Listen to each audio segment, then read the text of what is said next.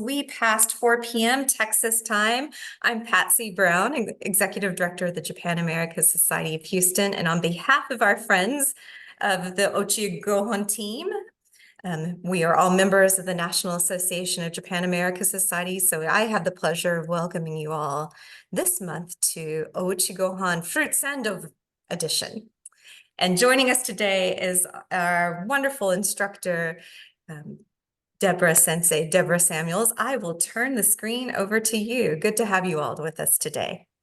Thank you. Thank you, Patsy. Well, welcome again, everybody. Thank you. Anybody who's been with us before knows that I've been in Berlin for this year, and my classes usually have been starting for me 11 p.m. at night. So I am very happy to be doing this in real time in Boston. I'm home for a couple of weeks. It's 5 o'clock here on the East Coast. So today we're going to be making these beautiful fruit sando. Is it a dessert? Is it a sandwich? You know, what is it? It's a uniquely Japanese dessert, I would say. And we're going to talk a little bit about that. I've got about a 8-10 minute PowerPoint just kind of to set the scene that we're going to be doing, and then of what we're going to be doing, and then we're going to get started. Let me just say that if anybody hasn't done it yet, if you have a bowl for your whipping your cream, you should take it and the whisk or the beaters that you're going to be using and put it in the refrigerator, because you want to get the bowl cold if you can. We're also going to be using an ice bath. So when we're ready, we'll be putting ice cubes in a bowl underneath the whipping cream bowl. All right, so let me get started. I'm going to share my screen with you and show you a fun PowerPoint, and we'll get started. Okay, can everybody see this? Yes? Yes, ma'am. All right, so this is our beautiful fruit sando. You can make them in so many different ways. We're talking about the concept of Japanese sweets today. And we'll talk about how they're alike and different from Western sweets. So just a little bit about us first. I work with an organization called Table for Two. It's a nonprofit organization that started in Japan, and we came over to the United States in about 2017. And we are committed to teaching about good nutrition, Japanese culture, and Japanese food to students of all ages. And we go directly into the classrooms. We do things online, which we started during the pandemic and have kept it up because it's really a great opportunity to cook with everybody in their kitchen. And we work in libraries, in boys and girls clubs, any way that we can with groups of people. And we usually like to set the scene by asking the students, everybody to stand up, and we teach them how kids greet their teachers when they come into their classroom. And so if everybody stands up, puts their hand in front of their lap like this, I'm sure everybody knows that teacher is sensei, and the sensei comes in, and we are now good afternoon. So we'll say, Sensei, konnichiwa. Can I have everybody do that? Sensei, konnichiwa. Konnichiwa. All right. Sensei, Sit down. Thank So you. we do a little bit of culture as well in our cooking classes as well. So please have a seat. Minasan, o sawari kudasai. And we'll go on to the next one. So everybody likes some kind of desserts. What kind of sweets do you like the most? You can put it in the chat box. You can raise your hand. You can just unmute yourself and call out and say, what are your favorite desserts? Any favorite desserts? Anybody want to share what their favorite dessert might be? Cookies, milkshakes, cheesecake, ice cream, Whoa. matcha, anything. Hello. Yes, here to that. Fruit tarts, wagashi. Excellent. Lots of favorites being shared online All right. in the Awesome. chat. So in the West, we have lots of cakes and donuts, and they're in Japan as well, but we like things like cakes and donuts and cookies, fruit salads, apple sauces on the healthier side, chocolates and candies. I'm sorry for these crazy sounds. This is very attractive to elementary school kids. Anyway, here they are, chocolates and candies and ice cream, many of the things that you've mentioned. So We've let's had look. a few additions too. We've had chocolate mousse thrown into the mix as well, and whoopie pies. Whoopie pies. Oh, that is delicious. Is that person from Pennsylvania? Are they from That Pennsylvania? came from Miss Camille, so yes. Okay. Yes. So desserts in Japan, what are they? They're less sweet than you find in the US. They're served in smaller portions. And they often use traditional and nutritious types of ingredients. And, you know, when you think of all this, it's not, don't eat dessert. Who would ever not want to do that? It's just think about what you're eating for dessert. So in Japan, many of the wagashi that we were talking about include things like anko that are made from azuki or red beans, one of the most nutritious beans on the planet. Of course, it has sugar in it, but there is protein there. Matcha, somebody mentioned matcha, is now exploded in popularity in terms of a flavoring.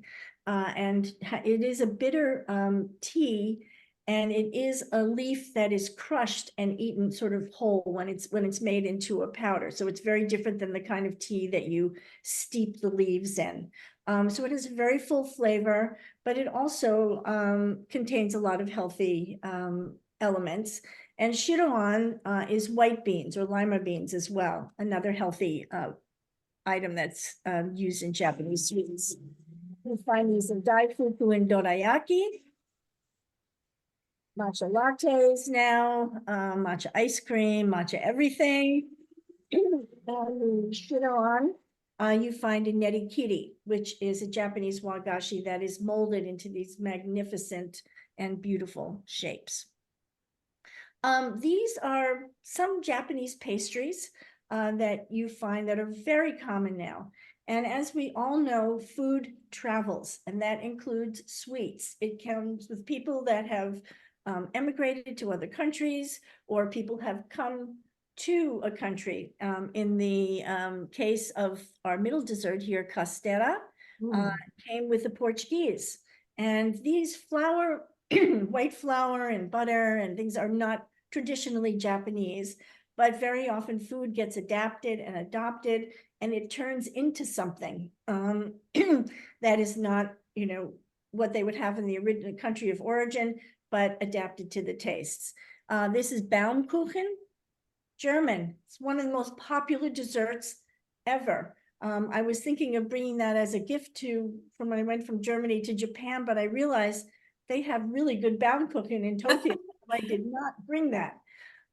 This is like a millefleur. This is Japanese. These are crepes that are piled with a green tea dusting on top.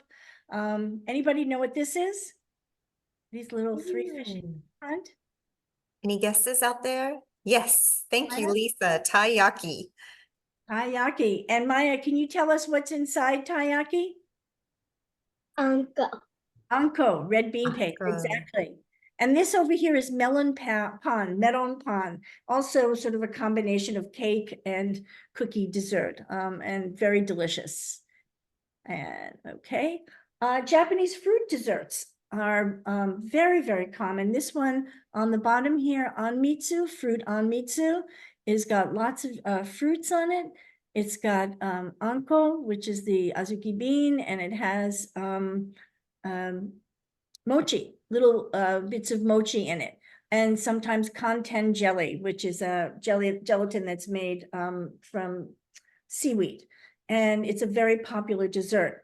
And I'm sure many of you have heard of the very, very, very expensive Japanese fruits and melons. Well, here is an example of a melon. I think one says, is that $16,000? 16,000 yen?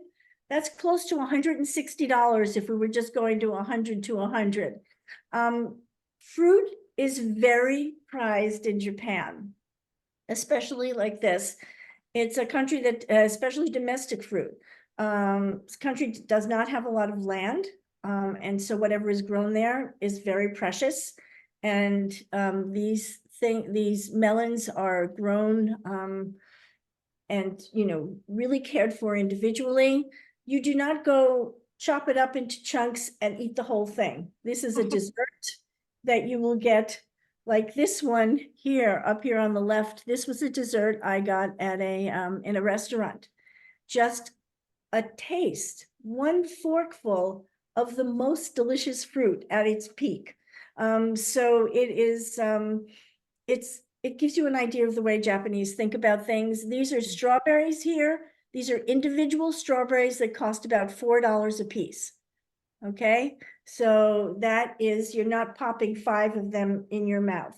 I see my grandchildren take a whole pack of strawberries and eat half of it. That is not done in Japan. And then down here, it just shows you what a fruit parlor might look like. Fruit parlors in Japan are very, very popular. If you can see it, and these fruits are very expensive. Now, these are specialized. In regular supermarkets, you can get rather reasonably priced fruits and things, but it just show you how special some fruits are and how important it is in the Japanese dessert scene. So let's go to the next one. Oops. Oh, I did that go. Okay, so here we are, Fruits Sando. How did we get to Fruits Sando? It is a sandwich. Sando is sandwich, and it is a rather new dessert developed somewhere around maybe the 1920s. Patsy-san, you have a little bit of information about that? What we found is that the fruit sando was developed by the fruit parlors that Deborah Sensei just showed you, and became popularized by convenience stores in Japan to make them more accessible to the general public. Right. And as you can see, accessible to the general public, I was in Japan around Halloween, and this is a fruit sando, and that is half of a mikan as a face and 2 grapes on either side, and then it was just packaged to look like a little look like a little pumpkin. But that's $7, and let's just say it's 100 yen to $1. That would be $7.50 for one of those little sandwiches. Okay. And then just here you can see fruit sandwiches being made with, it's made with white bread and whipped cream and fruit. And it's very, very simple to do. Okay. Some foods are naturally sweet, like fruits, dairy. These all have natural sugars in them. And these all add to the amount of sugar that you have in a day. Why are these sweets sweet? These on the bottom, M&Ms and donuts and things, because sugar is added to them. So we've got 2 types of sugar coming to us. Okay. And how much sugar should we have in a day? That's something that, is always, it's recommended daily average, but it's very hard to keep up with. No, we don't know really what is 25 grams of sugar. 25 grams of sugar. Let's see, what is that? 6 teaspoons a day. Okay, that doesn't mean that you're pouring 6 teaspoons into your coffee, but if you put in 2 teaspoons of your coffee or your tea, or you're drinking a sweet drink, your sugar is already piling up. So how much is 25 grams? 1 cup of sweet cereal is about 34 grams. So if you eat that for breakfast, supposedly no more sugar for the day, 12 grams. Strawberry yogurt, 170 grams, 13 grams, and that equals 25 grams of sugar already. So no cookies in the afternoon.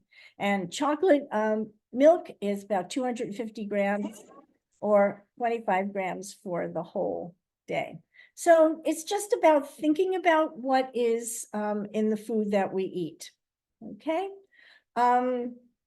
Eat your sweets, but use good ingredients, not too much added sugar, the right amount. So if you can see the different sizes of cakes there, that smaller one is more sort of Japanese style and at the right time. You don't want to eat these just before you go to bed. Sugar turns to carbohydrate and it's not the best thing to eat when you go to sleep. Okay, so we are now going to get ready to make our fruit sando. And today I'm using strawberries, kiwis, clementines, and bananas. This is a very, very simple design. It's just a circle, okay, with one fruit. And it packs a powerful visual punch if you put them all together. So this actually is a picture of a recipe that's going to be coming out in our Washokui Gunu cookbook in October. And we like to do things simply for people so that they feel that they can do it without too much trouble. So this is what we can do any design we want today, but I just wanted to show you this. And when you're making these sandwiches, what I was saying to you is it's the orientation that is important for you to know, so you kind of have an idea of the shape of the fruit coming out. So these fruits are cut vertically, okay? This is a half of a clementine you will be seeing. This is a whole kiwi, so you're going to get a circle. Oops, wait a minute, sorry. This is a banana, so if you cut down this way, you will be getting a circle. So what we want to do today is to keep in mind how we are going to position these sandwiches, the fruit. If you cut this instead of straight down on a diagonal like that, you would be, whoops, missing the shape that you want. If we want to cut fruit on a diagonal, we have to place it in a certain way. So if you cut this on a diagonal, you're going to get some pretty fruit, but it won't be the circle that you thought. So this is one of the things that we're going to keep in mind. All right, we're just about ready to cook. I'm sure everybody is at home and you know about your food allergies. And let's get started. All right, and let me escape from this and get out of that. All right, everybody. Does anybody have any questions before we start? We're going to start by preparing the fruit. Anybody have any questions or comments?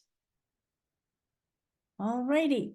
Let me share my screen now and we'll, whoops, here we go. And we'll get started. So have all of your fruit ready. Okay. And let me get mine here. So as I said, you can see the fruit here. I cut this on a diagonal, so I was very cognizant of it, and I'm going to show you how you're going to keep track of it as well. So what we want to do is prepare our fruit. I've got my strawberries. Just put this down over here. And I've got kiwi, and I've got clementine, and I have a banana. Banana is brown, so that don't open it until we're ready to use it. So we're going to prepare our fruit first. I want everybody to get a plate so that they can put their fruit on it. This is a very important thing. I think the French call it mise en place, where you're putting everything in order before you start cooking. So let's get started with the strawberries. We're going to have you take off the tip of the strawberry, just like this. I don't know if everybody's done that yet, but just leave your strawberry whole, okay, like that. And let's do a bunch of them. I've given you, the cream that we have is enough for, I think, 4 sandwiches, but you can make as much as you like. So I want to make sure everybody is with me and cutting their fruit. Okay, and let me put, as we do this, I will stack my fruit on a plate so that I have everything in order. And that means that when we are ready to roll, we will be have everything at our fingertips. So I'm looking for some darker strawberries. I'm kind of disappointed at the color inside. Yeah, they're white. And Deborah Sensei, is there a certain size strawberry that we should be aiming to use? I mean, some of the strawberries out there today are quite large, or should we be using a medium-sized strawberry or a smaller strawberry, or the large one's okay too? the large ones are okay. The important thing here would be to use similar size strawberries. Got it. So that they are, they're similar in size. These are enormous. I might only be able to put, 2 or 3 of those in here. But I'm gonna cut up about 6 of them like this. And we need the fruit also, not just for the part that's going to be cut, but when you bite into the sandwich, you also want to have a taste of fruit as well. Okay, so for kids, we are definitely keeping the strawberry down, and you make a cut. It's almost like a V cut, just to take that out. Some people may have a little strawberry picker that they can take these out, or you can just kind of try to remove it here, but you don't want anything hard like that little stem inside. So, and for those of us who haven't joined us before, a lot of our members are kids, and so I do explain everything. Some of us already know a lot of this, but I make sure that everybody is on the same page. Somebody's doing this for the first time in every class that I do. All right, and keep your waist together like this, and just either compost or throw it away. And then the next thing you want to do is you want to peel your clementine. You can use an orange as well. If you use an orange, you'll be peeling the skin. Is very, very thick. And by the way, don't throw away your clementine skins. And Japanese have a saying, motai nai, don't be wasteful. I'm gonna tell you a few ways that you can use your clementine skins as well. But basically what we want is the whole fruit. Okay, and put that here. Do my second one. Okay. Now, I'm going to show you some patterns, but you can make any pattern that you want and get creative. It's nothing, as I said, there's no wrong way to do things, but there is a way that makes things a little bit better to see the shape that you are, you're hoping to get. So I've got this. You can peel a couple of these things, these little threads off. All right. And I'm going to put my skins in a little bowl. Okay. Use them later. All right. Put them off on the side. And now I have my kiwi. The fruits should be not too firm, but not too soft either. Okay, they should be ripe, but not really overripe, because that produces a little bit more liquid than you want. So I'm going to just cut my kiwi. All right, put this down, take off this, and I'm going to cut off the tip here. Like that. Oh, that's not so dark green either. Okay. And another tip here. All right. And then what you want to do is remove the skin by just cutting it down carefully like that. Okay? Just go around.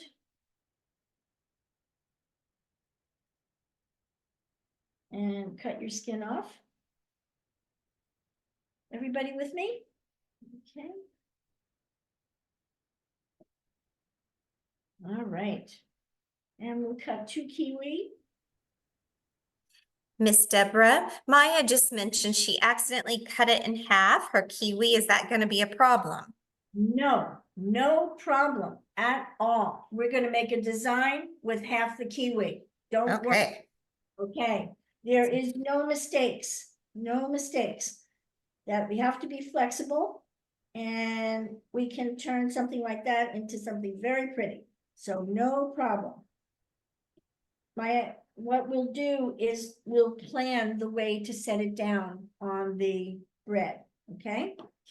All right, I've got 1 kiwi done and I'm gonna do 1 more. Okay, let's do that. That's a little bit of a better color. And I will tell you, as I'm sure you already know, you are the generation that Googles everything. So there are so many videos on how to make fruit sandos out there. And lots of good recipes, really basically very simple. It's whipped cream and fruit.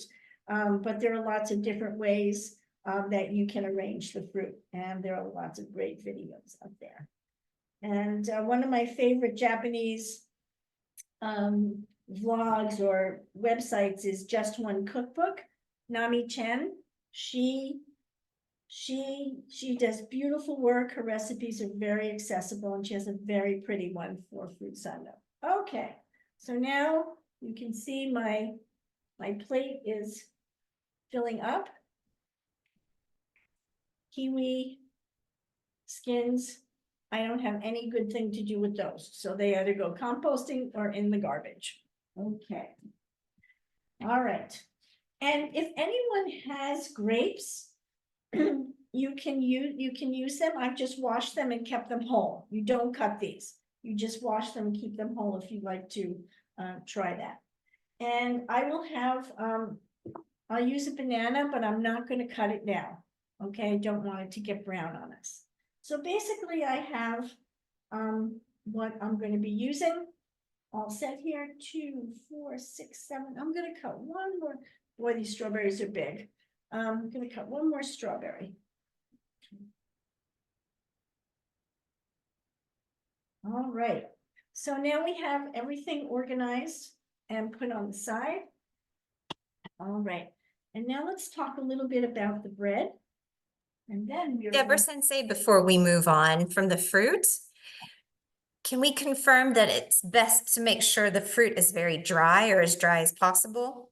Thank you so much for reminding me that. Yes, what you need to do actually is if the strawberries should be washed ahead of time. I had washed mine. So yes, the strawberries, I forgot to mention that. But what you need to do is to just pat everything with a paper towel. Thank you for reminding me, Patsy. And just make it as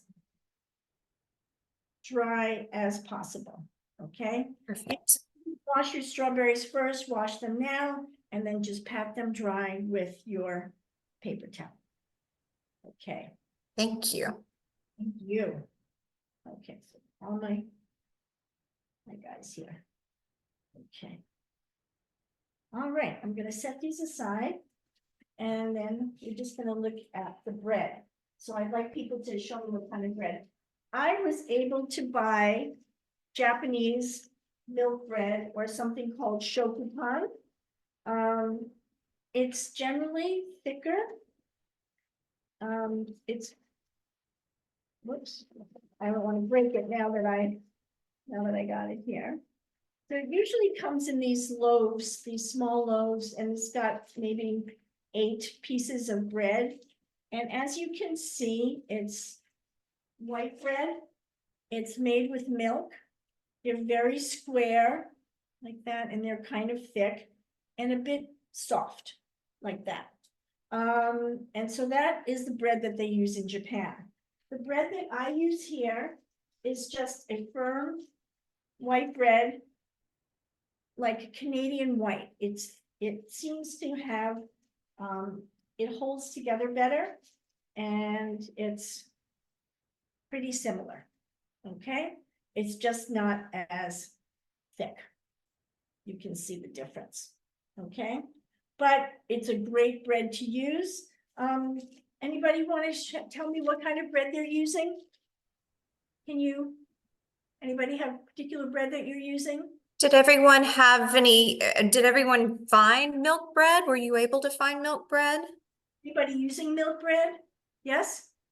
Okay. Yes. French butter brioche. Thank you, Mary Lou. It's supposed to be delicious. Yes. Is that a Whole little milk bread, 30.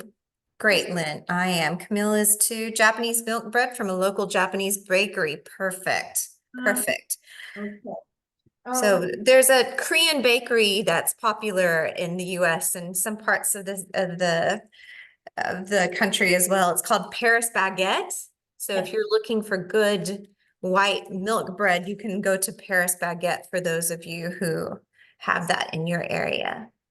So this, Thanks, Samantha. Me too. I got mine there this morning as well. I'm glad that you mentioned that, Patsy, because that's sort of part of this type of French Asian pastries where it's called a japonaise bakeries or Japanese pastries where they're French influenced, but are made slightly differently to appeal to Japanese or Asian flavors or Asian tastes with, as we said, not so sweet and much smaller sizes of things. So take a look for those bakeries and that sort of a Japanese or sort of French style pastries. All right. Lynn pointed out another Korean bakery that's quite popular around the US, and it's called Tous les Jours. And that's another one that you can find milk bread at as well, if you have access That's to. what's near me in my H Mart. Okay, now everybody, we are going to get ready to do our whipped cream. How many people have made whipped cream before? Fresh homemade whipped cream? No? Anybody make it Hands? first time? Yes, we got, how many hands have we got up there, Patsy? Looks like the majority of our hands are up here. All right, Yes. very good. So I'm just gonna get all of my items out of the refrigerator now. And that is key. Ready? So I have a metal bowl, or you can use a glass bowl. I have 2 cups of whipping cream, and that is my heavy cream here. And powdered sugar. All right, and then I'm just going to get my ice out of the freezer. So how much powdered sugar? It's a 1/4 cup of powdered sugar, 2 cups of heavy cream, and a 1/4 cup of powdered sugar. So this is my ice on the bottom here. You can add water if you want, but both my bowls are very cold. So I'm just going to put one on top of the other like that. Okay. And this on the side. And I'm going to pour in my whipping cream like that. All right, very simply. And I have 1/4 cup of powdered sugar. So let's put that in. Like this. And 1 teaspoon of vanilla extract. And I just want to show those who are joining us for the first time. When I measure, I am not going to measure my vanilla over my whipped cream. If I slip, I've got too much vanilla. So I always measure outside over a little cup to get the spillage. And I've got 1 teaspoon here. And whoops, that. See, I spilled right there. That is just exactly why I do that. All right, and in it goes, 3 ingredients. Okay. Cover up. And let me just pull this back just a little bit. And I have a whisk attached to my electric mixer. Is anybody doing this by hand? If anyone's doing this by hand, it can take a little while, but let me just explain to you. When you start this, don't start the mixer right now because it'll splatter all over the place. Mix up your cream a little bit like this. Let me just move this back a little bit. All right. I'll move this over because I think I will be having cream on the camera. All right, and you start low. In circular motion.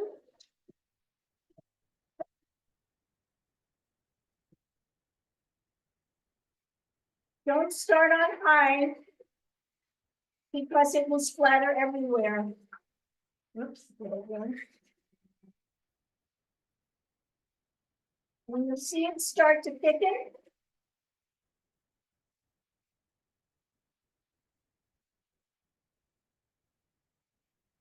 all right, let's drive up that speed a little bit more.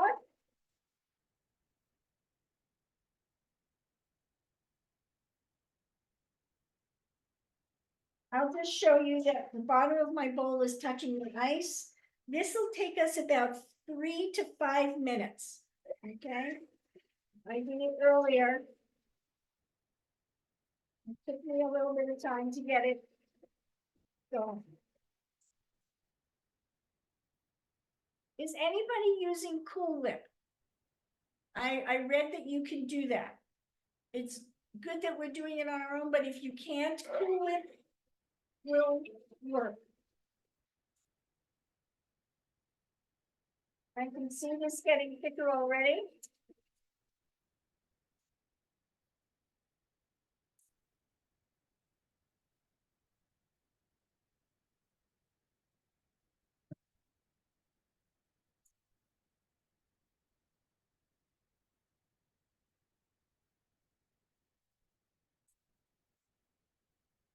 Okay.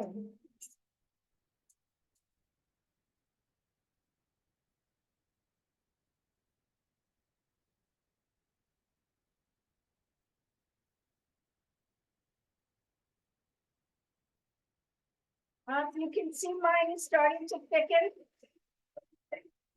Okay. Round and round.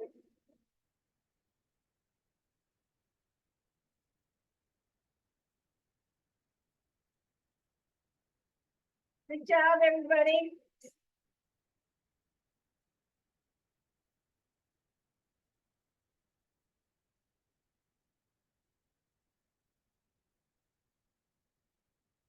Right. This is the first Ouchigohan that we're not using heat. So we are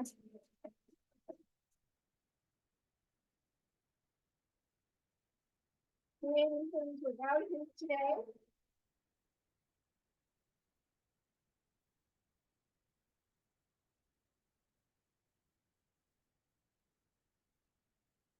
All right, it's coming.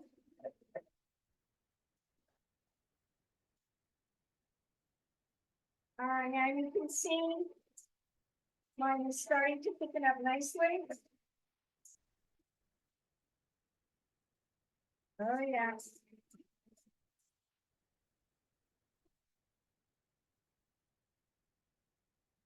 You want the cream to get nice and stiff, so we're gonna keep going, but you don't want it to turn into butter. So we gotta be careful. You're on the highest speed now. Oh, beautiful.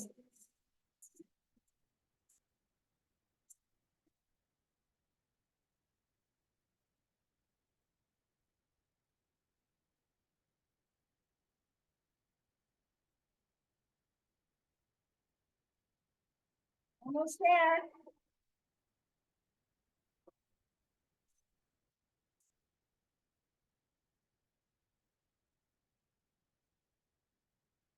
Coming up.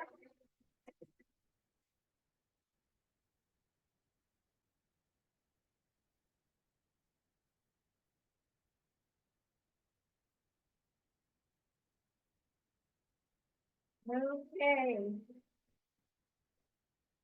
When you turn it off, the cream should stand in peak like that. All right, perfect. Alrighty. And I'm just going to on low speed, get the rest of the cream off of my whisk. But actually, there's a trick to getting the cream off the whisk. Hold on a minute. See if I can. There we go. Does anybody know what the trick to getting the cream off the whisk is? Anybody want to guess? Guesses? Guesses? Mary Lou has her hand up. Mary Lou, what's your answer? What's your answer? Sorry, I've left my hand up from the last question. Oh, okay. Stephanie, I like your recommendation. Stephanie says to lick it off the whisk. Exactly the recommendation I was gonna make. That's the best way to get it off the whisk. So you can lick it off or to taste and see how the. Okay. This is not overly sweet. If anybody wants it a little bit sweeter than this, you can add a little bit more powdered sugar. You can even add it now and just whip it in. Okay, but this is not overly sweet. All right, so my whipped cream is now finished, and we're gonna set that on the side. All right, just give me a minute. Keep it on the ice, so it'll stay cold. All righty, now. I'm just gonna put this on the side, so if everybody will just bear with me for 1 minute. Take this off. Is everybody's whipped cream done? We got everybody's whipped cream done? Okay. Like it. So our next, you're coming to the creative time, all right? And I have an offset spatula that I like to use to smooth creams and icings and everything. If you have one of those, great. If not, you can use a spoon or just a regular spatula. I have here. Okay, just have a small spatula. Make sure everything is clean and dry. Mine is a little wet, so I'm just going to dry it off. Right? We don't want any here. So now what we're going to do is we're going to prepare the bread.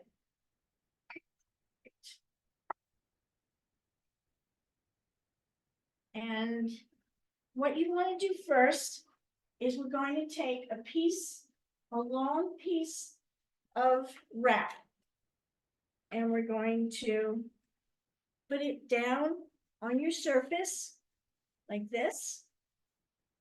Okay, nice long piece. A little hard to do that. Okay, I've got my handy dandy cutter like that. Okay. So you can see I now have one probably about 12-inch piece of plastic wrap. All right.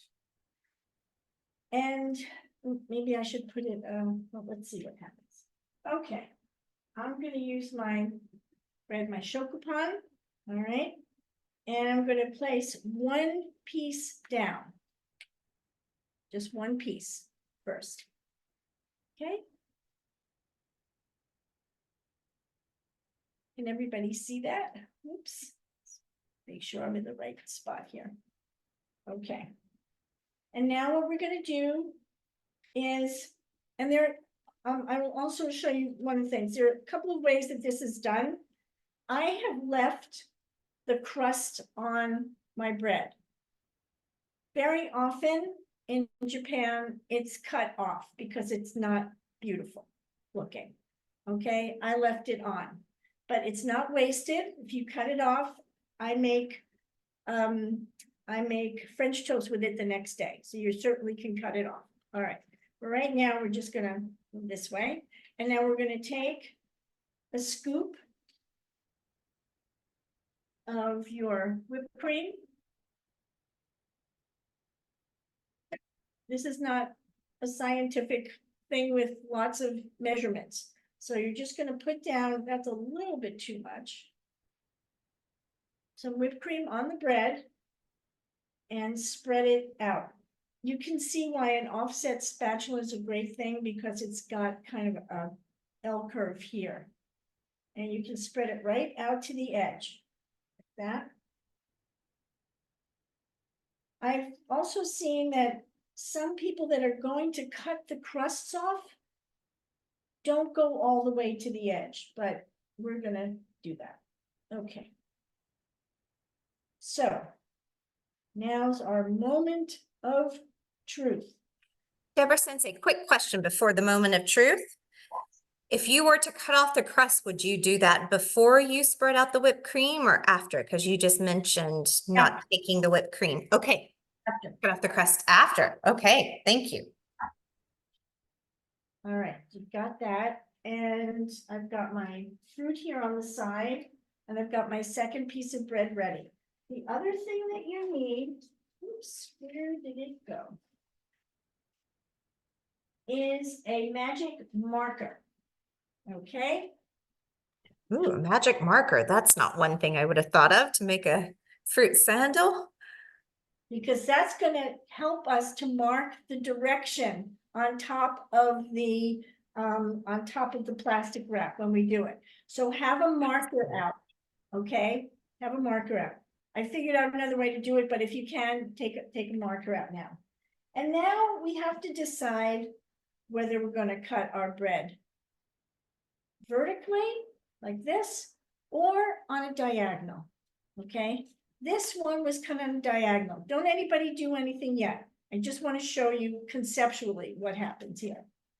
If I want to have an entire circle in for my fruit, for my clementine, I'm going to use a whole clementine like this. But you don't put it face up like this. You turn it this way so that you've got a smooth side here. Two ways you can do this. You can go in this direction, okay, which means you're going to cut the sandwich vertically, or you can go on a diagonal and you'll have a triangle, which is what I did here. And you can put it this way, okay? So that is the way you think about placing your fruits. You can do anything that you want. We'll do it a couple of different ways. So we've also got the kiwi here as well. If I just want circles, I'm just going to put my kiwi down like this. I'll take my hand away. Okay? That will give me a circular shape with my kiwi. If I want a circle with strawberries, I would put my strawberry like this. Can you see, everybody, what I'm doing? Excuse me. If I wanted it to be, sort of be on the a vertical cut, I would cut, and I'm cutting this way. My strawberry is going to be cut vertically, okay? But if you want it to be a circle, you're gonna do this, all right? So think about the kind of design that you want. If you'd like to have a kiwi, a whole kiwi with a circle, and you want to put strawberries on either side, like this. Okay, you can do that. So as you can see, when I put the bread on top, I would be cutting this way. But if I wanted to make a triangular sandwich, I'm going to line up my fruit this way. Okay, so Maya-chan has half of a kiwi. Maya, did you already put it down, honey? No? Okay. Is it half like this way half? Let me see. Okay, okay. I'm gonna, show me that again, honey. Show me the half the way you cut it. Can you show me? There we, okay, it's a half meat gone, It's a half half. clementine. Mhm. So she cut it like this, I think, right? Pulled it apart in the middle. She pulled it apart in the middle. Yes. Okay. All right, Maya-chan, you pulled it apart in the middle. What you're gonna do is you are going to, if you want a circle, you would put your mikan down this way. Okay, honey, do you understand?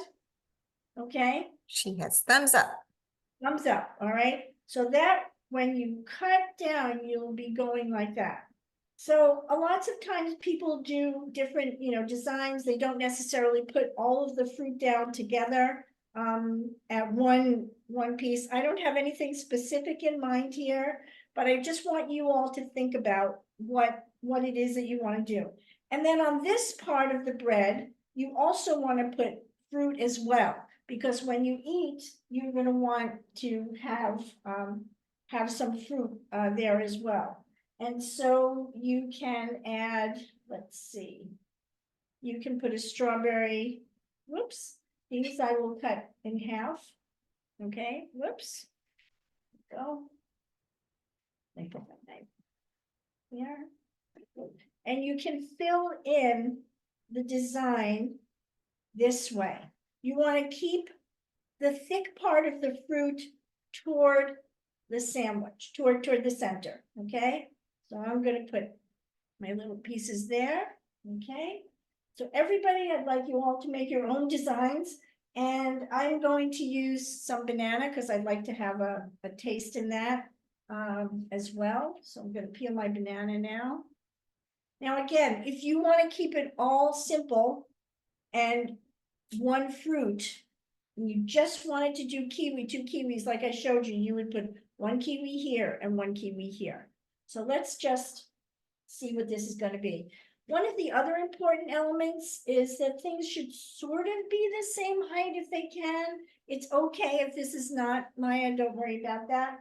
But I'm going to peel my banana. Right?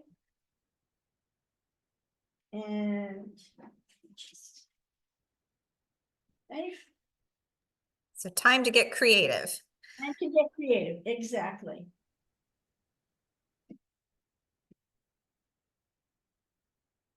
And I'm gonna add, let's see, maybe a chunk here and a chunk here. No, I think I need half of that. That'd be too big.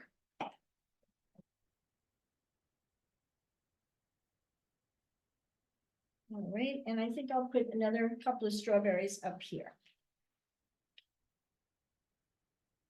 All right. I can't wait to see what that looks like.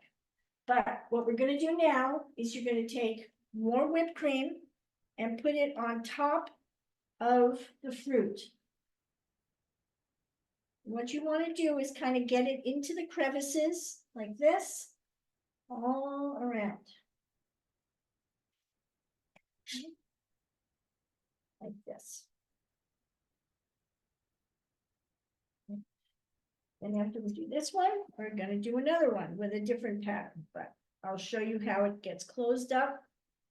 Okay. Now I have to remember what direction I want to go in. I'm going to make not a triangle, but I'm going to make a vertical cut so that I get to see those circles. All right, I hope. This all down like that.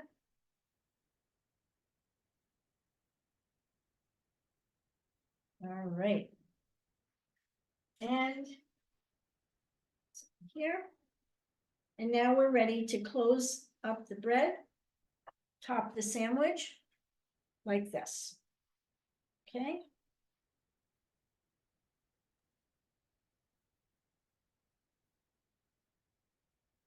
All right. And now, what you want to do, this is why you need a long piece of wrap, is you want to pull it up around kind of tightly. Japanese would be shikarishite. Pull it up kind of tightly and pull this other side up like that. Okay, and then down and down. Okay. Sure. And now I've got my handy dandy marker to mark which direction, so I don't forget which way to cut. So let's hope this way. I'm cutting down this way. Okay, some people are going to be cutting in the other direction because that's the way their design is going, but I'm cutting down this way. So now what you want to do, they say, most of the directions say to put the sandwich in the refrigerator for about an hour, a half an hour, a half an hour to an hour. Some people say to put a weight on top. I haven't put a weight on top. And when I made this sandwich, I didn't have a half an hour. I put it in my freezer. So it will get cold quicker, but it won't freeze because we're going to be cutting it within 30 minutes. Okay. So everybody take your sandwich and put it in the freezer. All right. And then Sandwich in the refrigerator or the freezer.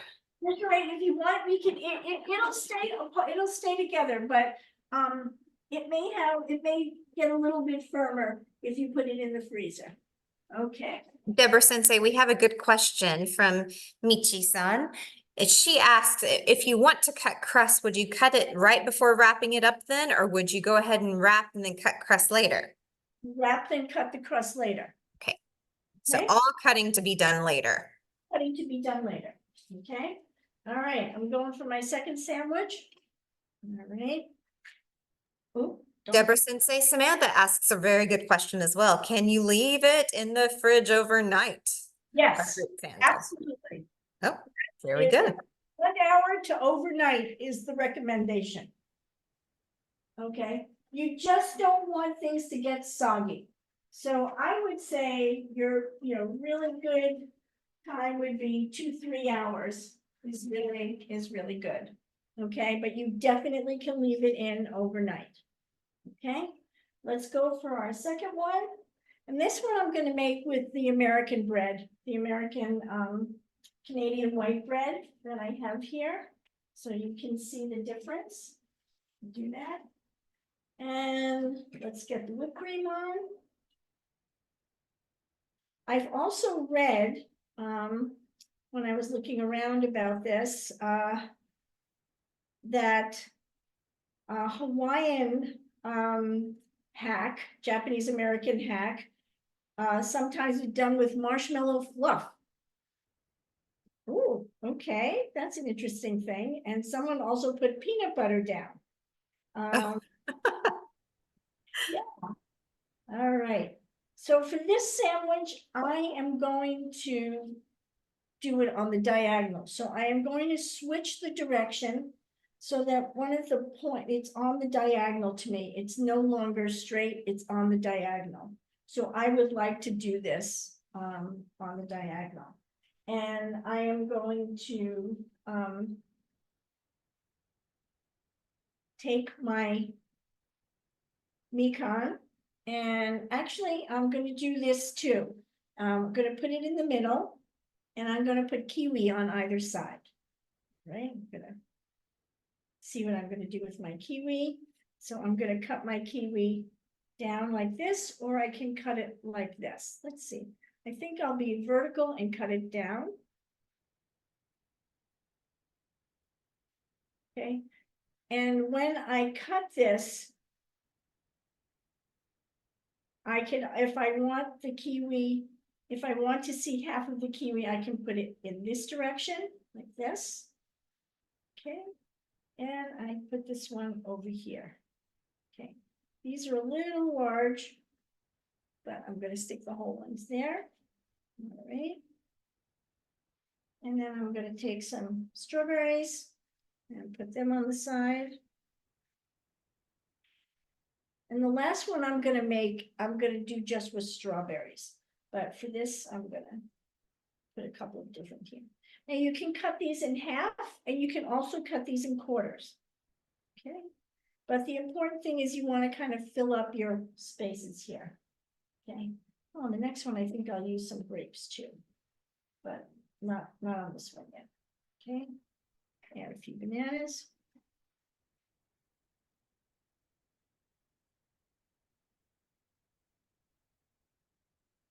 Okay, and so we're getting our second one going.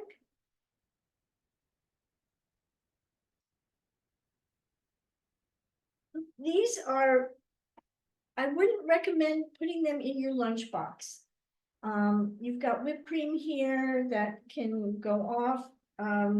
This is really something that would be for a snack when you come home from school, or for tea, or for a birthday party instead of cake.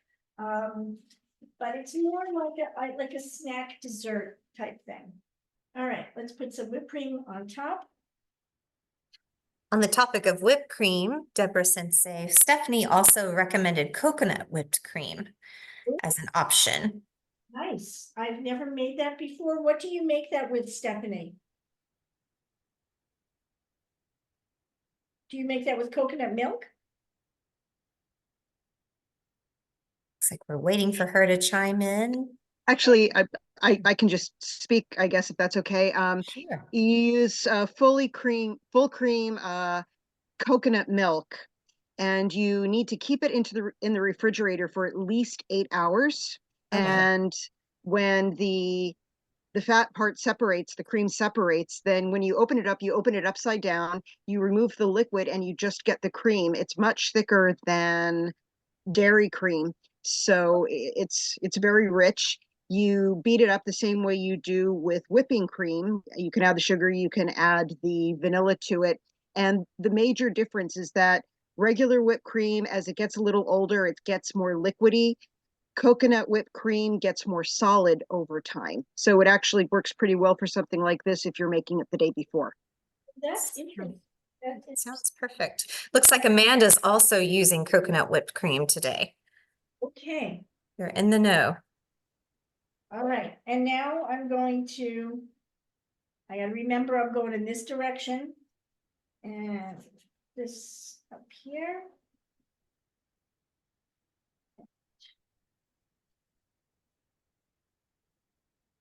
So afraid if I turn this in the wrong direction, I'm gonna forget what I'm doing. I think I'm okay here. And up. And if this one was not done that way. At all. All right. And I'm going down this way, diagonal. Okay, I also saw somebody taking pictures of where they put the fruit so that they would remember that way. That sounds about right for me, for getting things these days. All right, I'm just gonna take a little bit more. And then I'm gonna do one last one, or people can do as many as they want. I'm gonna do one more here. Great. Like that. I've got mine on the diagonal. Let me just make sure. And then we will make our sparkling lemonade while this is resting. Okay. So, into the freezer.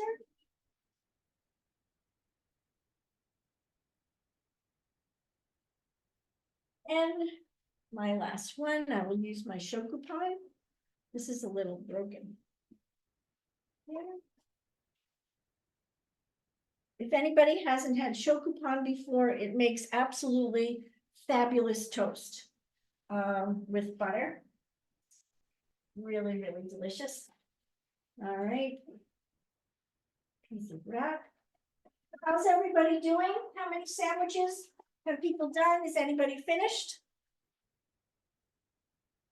Coming along okay? I am gonna turn off my share for 1 minute so I can see what you're all doing.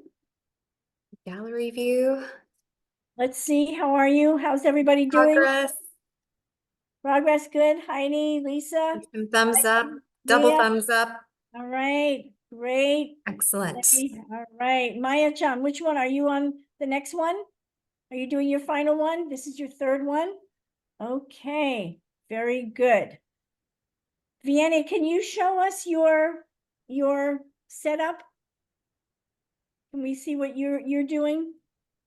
Lynn and Terry and Camille, they're going. Woo, lots of whipped cream, looking Oh, good. that's lots of whipped cream. I'm on my second one.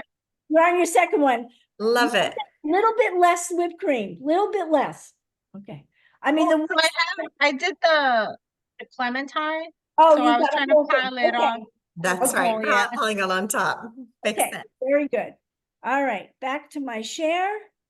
And let's see, we'll finish our last one. Or one more if everybody's ready to do another one. Okay. So here I am. Now, my neighbors are going to be so happy because they're getting these sandwiches. There's only one person in this house and that's me, and I better not eat 4 whipped cream sandwiches. Lucky neighbors. Neighbors, okay. So here we go. Now this one, I want to do circles, and I want to try my grapes.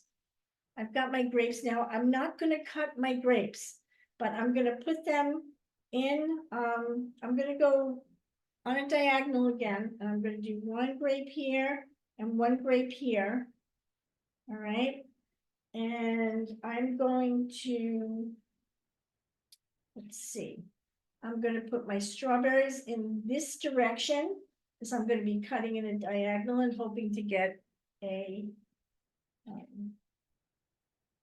that. And now I'm going You're aiming for circles, correct, Deborah Sensei? circles. Okay.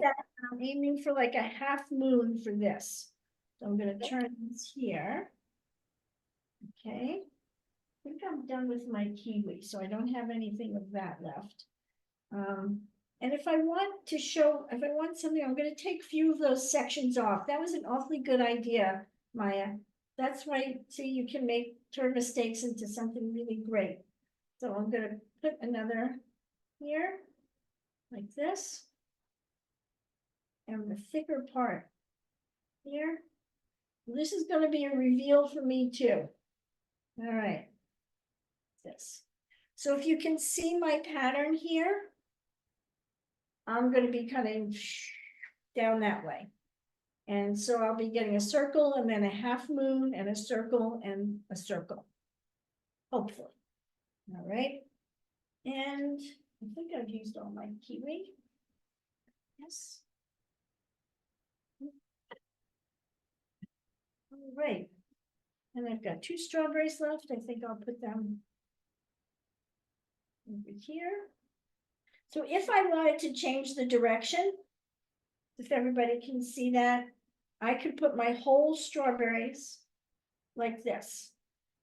And if I cut like that, I would be getting the profile, the half of it like that. But here, I'm cutting this way. All right, whipped cream on top.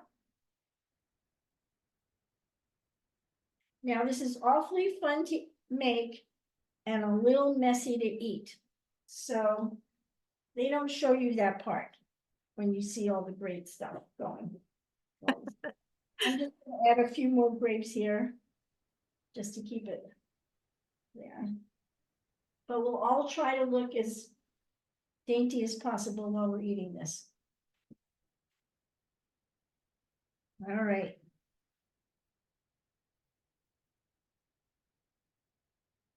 This is my last one. If anybody's making 4 sandwiches, that's great, but this is going to be my last guy. All right.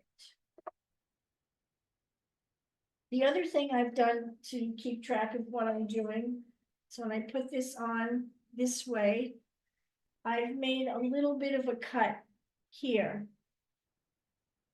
So if I can see that cut ahead of time, I know that I'm going to be cutting in that direction. I'm just going to turn it this way so I can fold it up a little tighter this time. And this.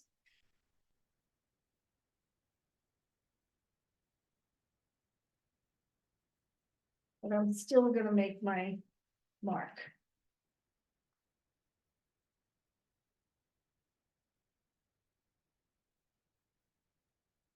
Okay.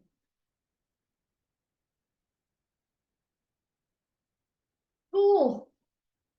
Last one going into the freezer.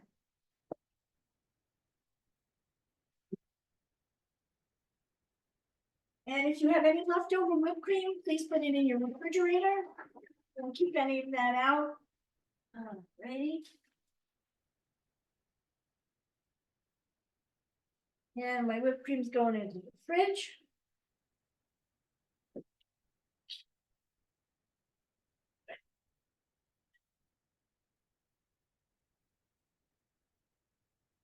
All right, everyone. Is everybody with me? Are we ready for the next step? Are you going to be making your lemonade with me? My next one, just let me wipe off my board here. Clean up this. Mila chimed in with a yes from Samantha as well. Looks like we're Yay. ready for Big four lemonade. sparkling lemonade. It's lemonade. So what I have for the ingredients is I have 1 lemon. This is sort of, maybe we'll make 2 glasses of lemonade for you. I have some sugar. You can use honey if you like, or agave syrup, if anybody wants to use something that's not sugar, but still sweeten it a little bit. And I have my mint leaves here. I guess if you really wanted to make it kind of a Japanese lemonade, maybe we could use shiso leaves, but my shiso is not up from my garden yet. So I won't be using that. I have a little strainer. And I have something called a muddler. This is something that's used to crush the leaves of herbs. And it releases the oils and the flavors into whatever drink you're making for that. But if we don't have that, which most people do not have, I just use the back of a spoon. I have a wooden spoon here. So something kind of in this shape, like that. You could use that to do the same thing. Okay, so what we're going to do now, and just wipe off my knife. Quick question for you, Deborah Sensei. If you're not a big fan of mint, can you leave out the mint? Absolutely. Right, so you don't necessarily have to have a leafy addition to your lemonade, correct? Absolutely no. Absolutely no. Okay, so what we have here is I've got a little bowl. There's so many different ways to prepare your lemon to get the best amount of juice out of it. If you have a lemon squeezer, that's great. Not everybody does. We also want to make this accessible to people that don't have every piece of equipment known to man. This is an old juicer that I have, but I'll show you. In order to prepare your lemons to get the most juice out of it, what you're going to do is put it down, wash it first, mine is washed, and then roll it and press like this. Roll and press. Roll and press. Maya, I see you have a different kind of a juicer. It's something that goes maybe straight into the middle of that. That's cool. Yep. And so then I'm just going to cut this in half. There are several ways to do this. So now it's nice and juicy. Another easy way to get juice out is to stick a fork in here and poke it several ways. And anybody else who has a a cool way to get rid of, to get the juice out, please let us know while we're doing this. And you can just either, you put the fork in here, like this, and you squeeze, and the juice, whoops, let me see. And the juice comes right out. I've got a strainer underneath there, so I'm catching the pits. Right?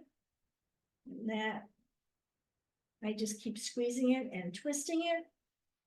And I should get at least 2 to 3 tablespoons of juice from this. Okay? It's great fun to buy a bag of lemons and make this really delicious lemonade. And then you've got the pulp in here, but you want to just get as much of the juice out as possible. You see your pits here. Does anybody have any other way to get lemon juice from lemons? Any other tips or tricks? tips or tricks? Okay, all right, I'm gonna dump those out there. Now, I'm gonna see how much more I get with my juicer here. And I'm just gonna, ooh, yeah. See how the juice comes right out of the lemon there. There we go. Deborah Sensei, may I confirm we need about 2 to 3 tablespoons of lemon juice, correct? Yes. That's how about- much we should be aiming to produce. About that. It's not hard and fast again, because this is not a strict recipe, but I'm looking to get two glasses of lemonade out of this. And before I pour this again in here, I'm gonna put it through a strainer and get rid of so that the pits don't go through, and just again. Do that. And so what you're doing now is kind of creating the base with the syrup.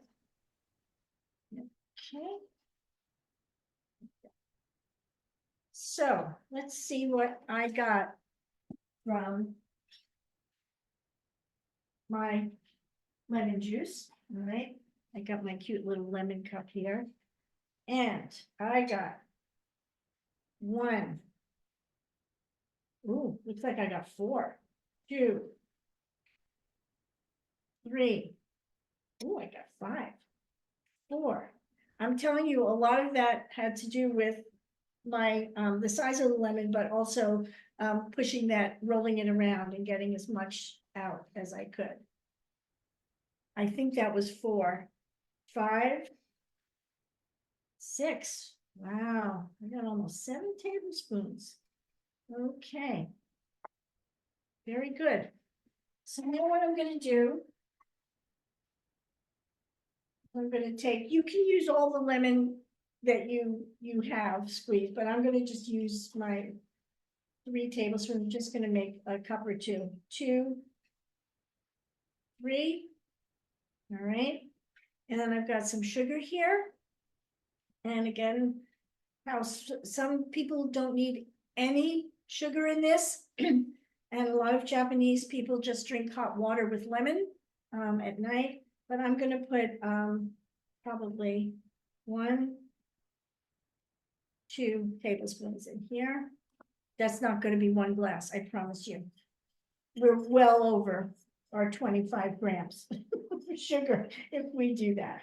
And then you're just going to mix this all together and let it, you want to taste it and see if that's sweet enough for you. Little tart. Okay.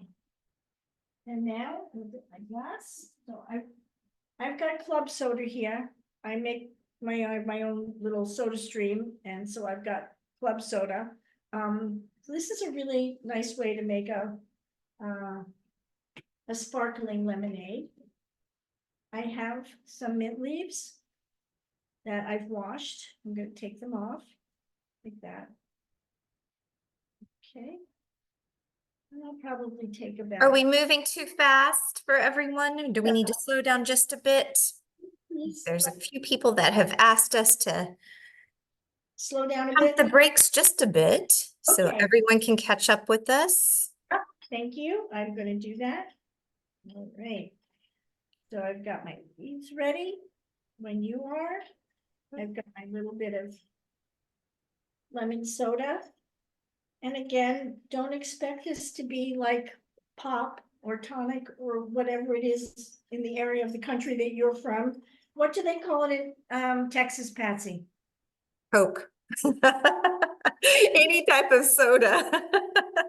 Soda is more common, yes. In Boston, they call it tonic, and that's any kind of soda. Where I'm from in New York, it was soda. Anybody else have anything? What do they call it in Pennsylvania? I think they call it something different there. Anybody call it pop? Carbonated beverages, anyone? Nah, we just call it soda, but like Yeah. in the middle of the US, that's where you, like Detroit, they call it pop. Right. Okay, all right. All right, get a glass. Question from Stephanie, will the sugar fully dissolve in the lemon juice? Is that what we're aiming for here? What we're aiming for. That's what we're aiming for. It should. Yeah, Sugar dissolve. mine is pretty dissolved. Okay. It could, depending on your taste buds, this could need a little bit more sugar, okay? But I'm gonna keep it like this because we've got flavor coming from the mint. So I'm gonna put the mint in my glass like this. And then you either take the handle of a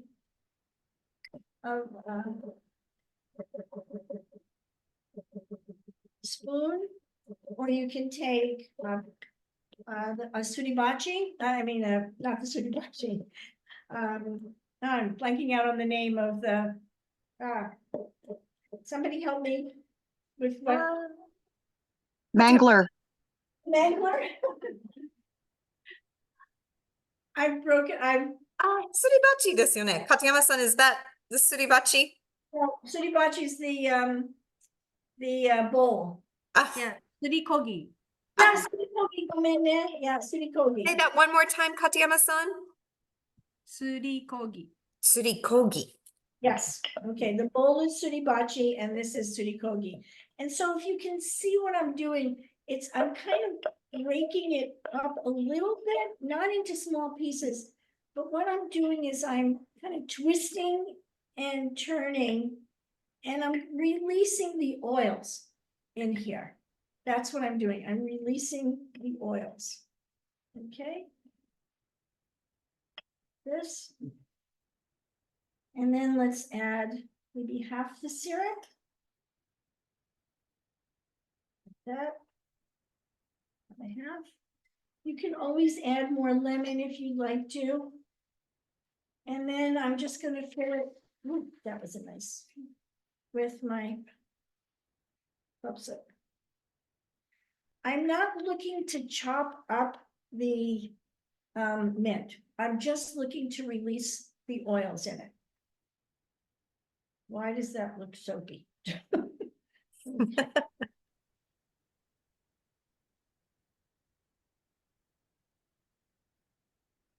Just a very simple drink to go with this, mostly for kids. I've used this, whoops, I just put 2. And leave your lemon in there. Leave the, leave the mint in there. Another thing you can do, if you'd like, with the mikan, with the clementine skin that you had, again, it will release oils. If you pound it a little bit, you could put the clemmy skin in there and just, just like that, and the oils will release. It'll be a very light flavor of clementine in there, but or you can also twist like this. Sorry, twist, and that will release some juice to it. Add that to my drink too. So kind of a tutti fruity drink there, and then some ice cubes. I would say would kind of finish it off. Okay. Looks refreshing. Yes, I'm gonna give it a taste and see what it needs. think it needs anything. Wow. That is good. And it's a nice, really nice refreshing drink for the summer. Usually with a fruit sandwich like this, you're not serving a glass of milk. You know, you can have a cup of tea with it, which is fine. But this, you know, given that kids may not be drinking tea, I thought this might be a nice little refreshing summer. All right, I'm gonna clean up my area and I want you to go and get one sandwich out of the freezer, okay? Miss Deborah, while you're doing that, I have to note that our friend Miriam has actually added a little bit of strawberry to her lemonade and made strawberry lemonade. So there's many different adaptations of the lemonade that you can make. Thanks for pointing that out and sharing. Miriam, did you crush the strawberry? What a great idea. I did. I mashed it kind of into not a juice, but kind of a mush, and Yeah, then just added onto it. And then it floated to the top, so it looks really nice. Let me see if I can. yeah, it's a great idea. Thank you for that suggestion. Okay, let me get this out of here now. Oh, And, that does look good, Miriam. Nice. right. Wipe your table, everybody. Make sure everything is clean and get yourself a sharp knife.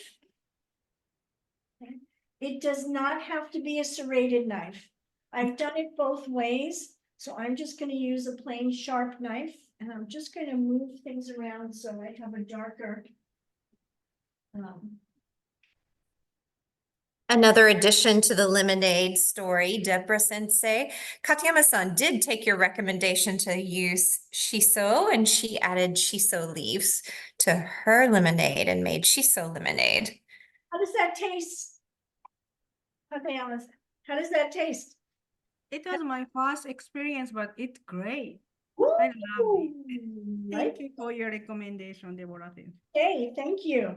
I have a big shiso patch. And so I don't have aka shiso, which is what you would use to make a drink. And I know there are kids in the audience, but I make shiso vodka every year. Oh, wow. And it's quite That sounds good. It's a very nice thing. Okay. Does everyone know what shiso is? Is everyone familiar with shiso? It's a Japanese herb. We're often, I think it's called in English, we refer to it as a beefsteak plant, or perilla is another name. So it's a very traditional Japanese Yes. herb. Very often, it's in the mint family. And when people describe it, some people try to describe it between the taste of mint and basil. It's also very often used in sushi. It's the green leaf you find in sushi that often comes with salmon. All right. Now I'm going to get my now here. This is my first one. Nice and cold. All right, everybody. I'm going to cut one, and then I'm going to turn off the share, and I'm going to watch you all cut as well. So the important thing here is that you wet a paper towel, and you're going to keep a wet paper towel next to your on cutting board so that you're able to wipe your blade. All right.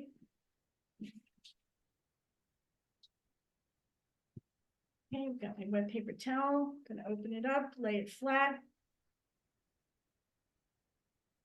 This. Okay. This is the knife that I'm going to use.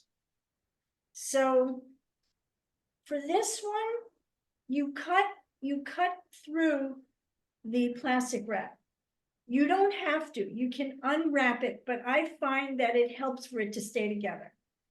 If you want to cut the crusts off, you cut the crusts off first, okay? So just watch me. I'm going to take the crust off on this one. All right, I'm letting my blade here like this. And I've got a plate ready. Okay, I may want to put it in something a little bit more stable, like a box. They will stay together. So, but I've got a little box ready here, just in case. I've got a little paper that I'm gonna put in the box. All right. All right, whoops, down it goes. Ready? Watch me first, everyone. Don't do it till I've done it. And I'm just gonna cut right through. It's a little hard to cut through the wrap, but I've done it. So that's taking off on the side. It's not supposed to look good. Don't worry. Okay. And you go around the whole thing. Now, we do not have to keep the wrap on to cut around, okay? But I don't want to forget what direction I'm going in. So I'm going to cut this off first, all right? Let's go down the middle. So I'm going back and forth like this, okay? Following my line, crossing my fingers. Yes. Ooh, look at that. Woo! Beautiful, beautiful. Look at all that fruit suspended in whipped cream. Looks good.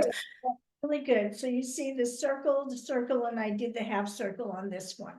Okay. All right. Wow. Nice. Okay. Now, I think I'm going to remove the wrap. I just want to see what happens if I remove the wrap and cut the crust off. If you do not have a burning desire to cut the crust off, don't. Okay? Let's just see what happens. I'll take it off so that we can see how it behaves. Oops. Again, before I cut, I'm wetting my knife. Okay. All right.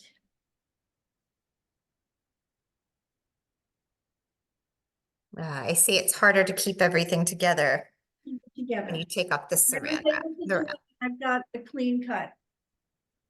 Okay. All right. I do not have a burning desire to take off the other crust.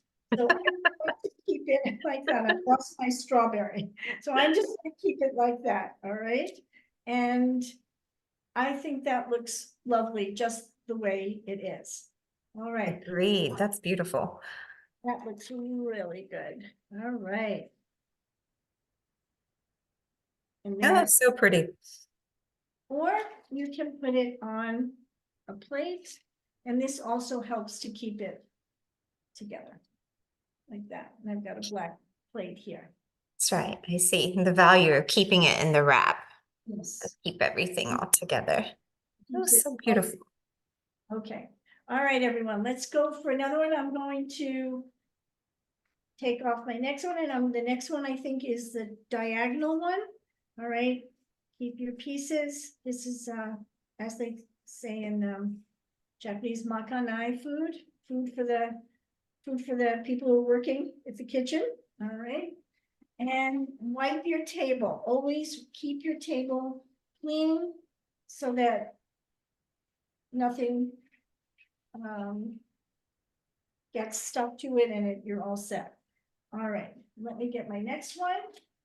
So I'm going to ask everybody to go for it. All right, let's see, the two here now. So when you are, don't take them out of the refrigerator until you're ready to cut. Okay, so I've got one on the diagonal, I've got two on the diagonal. I certainly forgot which ones they were, but I'm going to cut one more, and then I'm going to turn off my share. You do not want to cut with a knife that looks like that, okay? You got to clean it off. You can leave it flat if you want, and this is what we tell kids. Adults, if they're more confident holding things, fine. That's still too much. That's still too gluey. I'm going to wash it in the sink.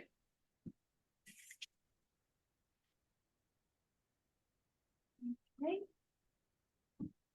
So how is everybody doing? Are people having success? Are they getting the shapes they thought they were gonna get? How are we doing? Anybody got any comments yet? All right, next one on the diagonal. Patsy, how are you doing? Have you cut? I am not cooking along today. Okay. All right, let's see what- My apologies. no problem. Woo, pretty.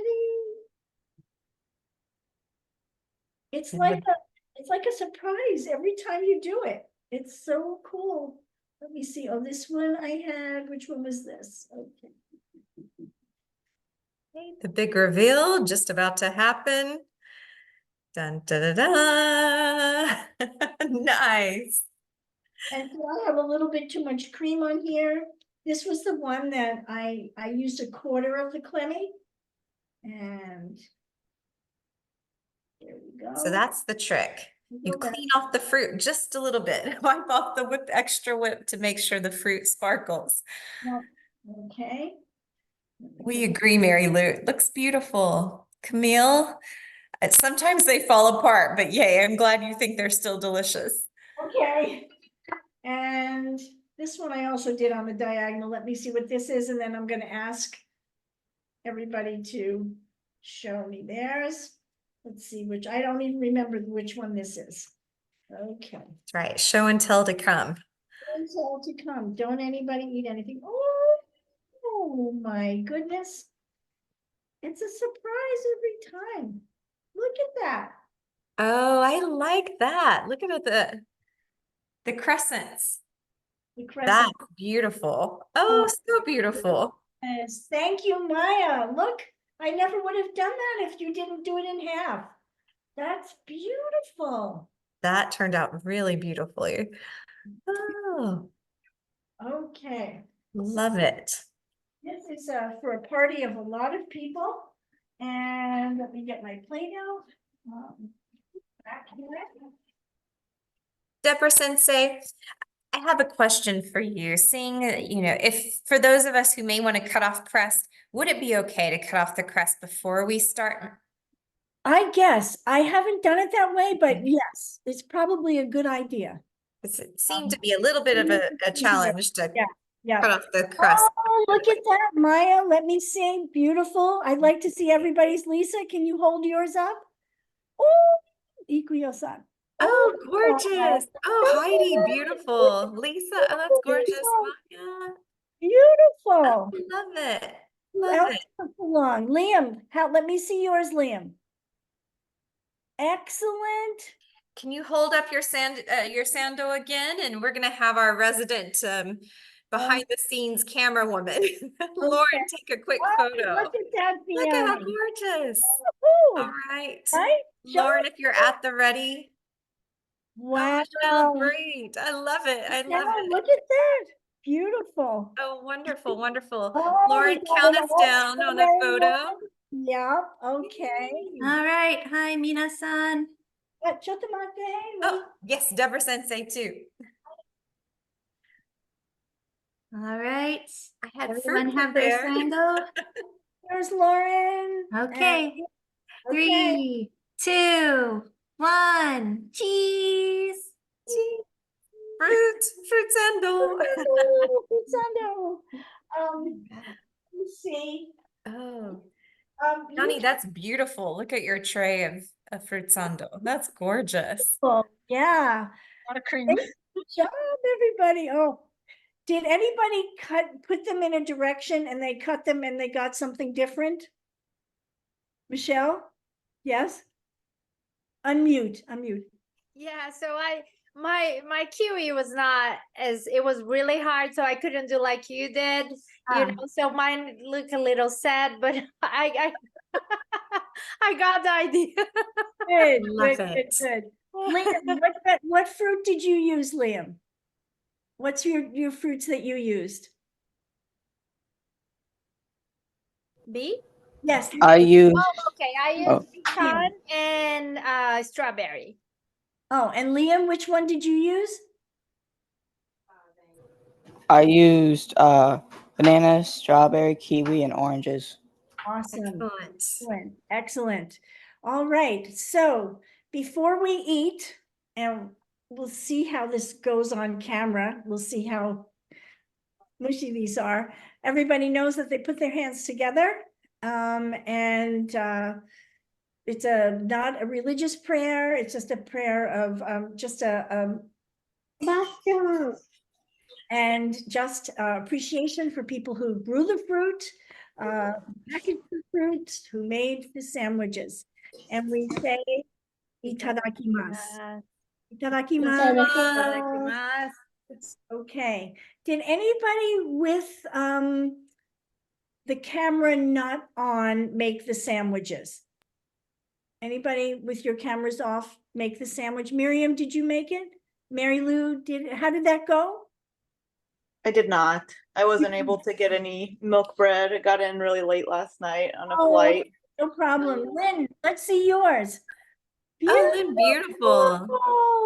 Nice, nice, Looks nice. gorgeous. Those look gorgeous. Okay. So these are not easy to eat, friends, but you can just take, we probably shouldn't eat them on camera. I've watched people eat them and they just manage not to spill everything on themselves, but I guarantee I will spill it on myself. So anyway, itadakimasu when you're all done, and have a taste of the drink, kanpai, and tell me what you think of that. Kanpai. Kanpai. Oh, look at Maya. She's eating it very well. Okay. Yes. I saw that. She did the mouth to the side trick. Okay, here we go. Kanpai. All right, very good.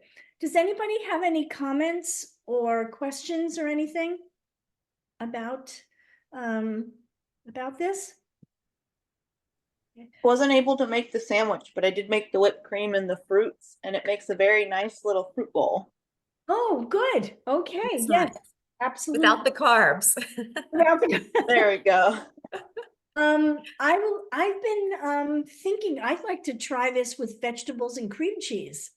And it probably would look really cool, that way too. You probably have to cook the vegetables, cook carrots and things, but I thought I'd like to try that. That seemed like a good idea.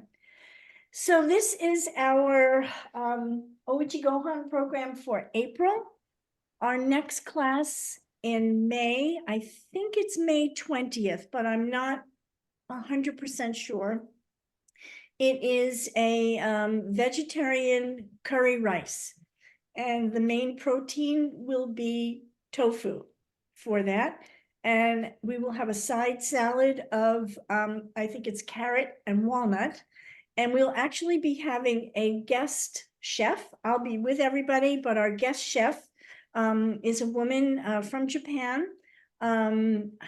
She has a website called Miwa's Cooking, and it's very, very popular. She teaches Japanese cooking. Her recipes are wonderful, and she's going to be joining us from Japan next month. Okay.